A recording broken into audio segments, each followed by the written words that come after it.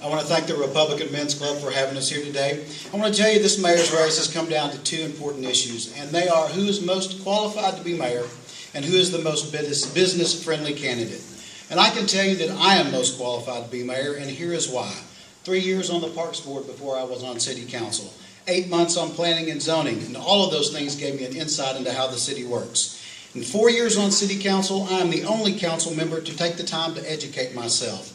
I have 64 hours plus of training from the Texas Municipal League, whose job it is to train municipal citizens, municipal government people, I've studied economic development, tourism, just to name a few. I'm also qualified to be mayor because of my 32 years of continuous business experience where I've owned 3 businesses. Number one, my Adfinity internet business, which is located on the square. The Republican Party is one of my clients. The second business I owned was Perennial Image. I had that for 21 years before I sold it for a profit in 2000. And I'm also co-owner of ETF Company Limited, where I successfully negotiated a lease with Foodmaker Corporation. I also have a college degree. I also am the only candidate that's been endorsed by the Metrotex Association of Realtors. And I am business friendly, and here's why. Number one, I'm an 11-year member of the Rockwall Chamber of Commerce. And as a member, I served as chairman of the board, 3 years on the executive committee, and I'm currently the chairman of the Convention and Visitors Bureau Subcommittee. I received numerous awards for my contribution to the community. More importantly, though, I've been an advocate for business in Rockwall for 11 years. I graduated from Leadership Rockwall in 2000 and continued to serve that board for 6 years after that. I have personal relationships because of Leadership Rockwall with hundreds of community leaders.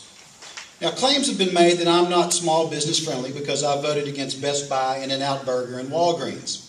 But I want you to know today that I did not vote against those businesses. I voted against the variances that those businesses wanted. As a mayor, I think it's important that you understand what the objectives of zoning are. First of all, it is to implement the goals, objectives, and policies of the comprehensive plan. Second of all, to safeguard public health and safety by ensuring orderly development. But third and most important, provide for variances from the zoning ordinance only when and where literal application would cause practical difficulty or unnecessary hardships. None of these variances were hardships. As a matter of fact, these variances erode the very quality of our existing zoning and also decrease the quality of life that we have in Rockwall. When you grant one variance, you've got to grant another variance to the next business that asks for it. And you've got to grant the variance to the next business that asks for it. And it continues to go on and on until you erode the zoning. Well, where does it end? Well, I'll tell you where it ends. It ends when your community is no longer one of the top 10 places to live in America. It ends when you no longer uphold the community standards and values. It ends when businesses dictate to you what they want and don't respect your zoning. It ends when your community looks like Houston, Texas, and not Rockwall, Texas. Please vote for me for Rockwall Mayor. Thank you for your time. Thank you, Brian. I cannot tell you how humbled and honored I have been to serve as your council member for the last 4 years. And as I look across the room, there's quite a few folks in here that provided a lot of support for me, and I thank you very much. When Kim and I decided to make Rockwall our home and to choose to raise our family here, we knew Rockwall was a very special place. We've been very blessed in the city of Rockwall, and we've got a lot to be proud of. Our history is very rich, and I believe our future is just as bright. And folks, that's where you come into play. On election day, you're going to have the opportunity to select 3 new council members. That's 50% of the city council. And for the first time in 6 years, Rockwall will have the opportunity to elect a new mayor. Rockwall needs a mayor who has a proven track record of success in business. Quite frankly, I'm the only candidate in this race who has substantial business experience. I have served with 4 of the largest companies in the world and have been responsible for multi-million-dollar budgets, as well as managed as many as 20 direct and over 100 indirect employees. In my current role as a district manager for Sara Lee, I'm responsible to stakeholders, bosses, employees, and customers.